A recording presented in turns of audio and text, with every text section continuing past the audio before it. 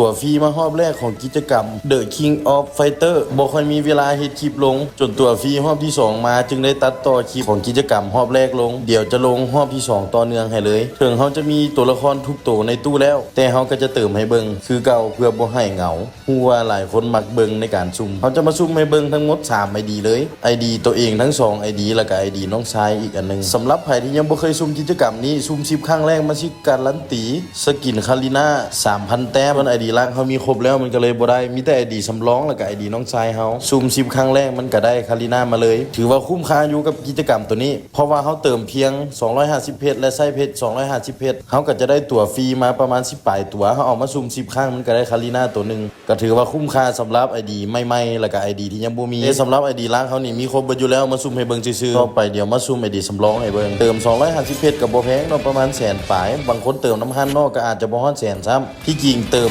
300เพชรเลยดีกว่าเติม300เพชรแล้วเฮาก็มาซื้อบัตรแสงดาว1บัตร300เพชรมันก็จะได้ตั๋วฟรีครบทั้งหมดเลยเฮาก็ยังได้แสงบัตรแสงดาวอีกใครกลัวเฮาไปใช้กับอันอื่นเพราะว่าแสงดาวเฮาได้ซื้อทุกเดือนอยู่แล้วเฮาก็ไปซื้อแสงดาวดีสุดก็ขอฝากเพจทั้ง3เพจของเฮาไว้แน่เพจที่1แม่นเพจขายคอมพิวเตอร์เพจที่2แม่นเพจขายอุปกรณ์เครื่องใช้ทั่วไปส่วนเพจที่3ก็เพจเกี่ยวกับเกมคือกับ TikTok นี่แหละไปติดตามไว้เนาะบางเทื่ออนาคตเช้าเฮ็ด TikTok ก็ไปติดตามช่องทางนั้นได้แล้วก็ขอถามเพิ่มเติมแน่สำหรับไผฮู้ว่าสกินนารูโตะนี่มันสิมาประมาณเดือนใดเพราะว่าได้ยินข่าวว่ามันจะมาเดือน3เดือน4แต่บ่ฮู้ว่ามันจะมาวันที่ใดพอถ้าติดตามเบิ่งอยู่บ่มั่นใจว่าเดือน3เดือน4แท้บ่หรือว่าเดือนใดสำหรับหลายคนที่ถามว่าเฮ็ดเวียกอีหยังคือมีเงินเติมเกมหลายแท้เขาเปิดห้านขายคอมพิวเตอร์ PC ว่าง่ายๆก็ห้านขายคอมพิวเตอร์ตั้งโต๊ะบ่ว่าจะเป็นคอมพิวเตอร์เกมมิ่งคอมพิวเตอร์ออกแบบตัดต่อเฮามีเบิดสามารถมาอุดหนุนกันได้สกินตัวนี้แม่นสำหรับ10ครั้งแรกมันการันตีสำหรับใครที่ยังบ่เคยซุ่มถือว่าคุ้มค่าซุ่ม10ครั้งแรกมันก็ได้เลยห้านเฮารับจัดสเปคตามงบพร้อมที่เฮาประกอบไว้ขายเลยก็มี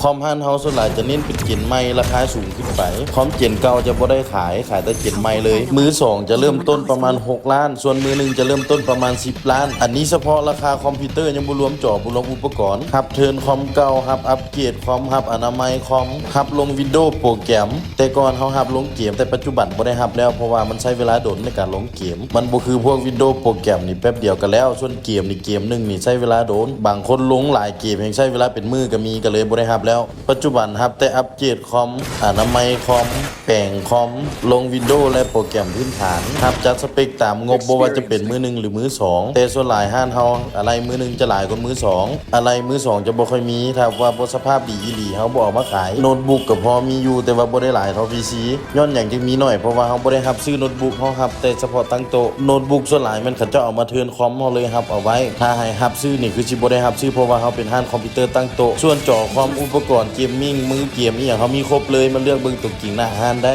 ห้านตั้งอยู่บ้านหัวขวเมืองนาไซทองแขวงนครหลวงเวียงจันทน์อันนี้มีหน้าห้านเลยแถวปั๊มน้ำมันหัวขวต่อหน้าหุ่งอรุณเปิด10โมงเช้าหา8โมงแรงส่วนสร้างเครื่องอีหลีมันอยู่บ้านนาซับเมืองนาไซทองแขวงนครหลวงเวียงจันทน์มี2บ่อนเนาะบ่อนนึงจะเป็นหน้าห้านอีกบ่อนนึงจะเป็นบ้านเฮาเองบ่อนเก็บเครื่องประมาณนี้สำหรับไผที่ถามว่าเฮาเฮ็ดเวียกหยังก็เลยสวยโอกาสอธิบายยาวเลยเนาะแล้วก็ต่างโปรโมทอาชีพตัวเองเลยสามารถมาอุดหนุนเฮาได้มีคนมาซื้อเรื่อยๆสั่งซื้อเรื่อยๆสั่งประกอบเรื่อยๆอยู่ส่วนตัวนี้ ID สำรองเฮาว่าจะเอาตัวนึงตัวร้านซิลอดคือกันกับ ID ลักซุ่มเติมลิ้นเรื่อยๆเนาะบ่ได้ซีเรียสแต่ก่อนว่าจะขาย ID สำรองตัวนี้แต่ว่าเปลี่ยนใจมาบ่ขายจะเก็บไว้ลิ้นเองจะขายแต่ ID ลักเท่านั้น ID ลักเฮากับโพสต์ขายไปแล้ว45ล้านคนก็ถามหลายอยู่แต่มันก็มีเด็กน้อยปั่นป่วนหลายพวกเด็กน้อยเขาบ่ฮู้ราคาเขามักมาซอแลอ้อแอก็มีหลายส่วนคนที่ชื่ออีเหลียนก็ทักมาหลายอยู่แต่ยังบ่เห็นมาซื้อตัวจริงเทื่อเพราะว่า ID มันราคาแพงเขาเจ้าบ่ค่อยกล้าโอนก่อนเขาเจ้าหาเวลามาสินะส่วนหลายมันคนไทยถามหลายที่สุดเลยแต่บ่มั่นใจว่าเขาเจ้าสิมาเอาแท้บ่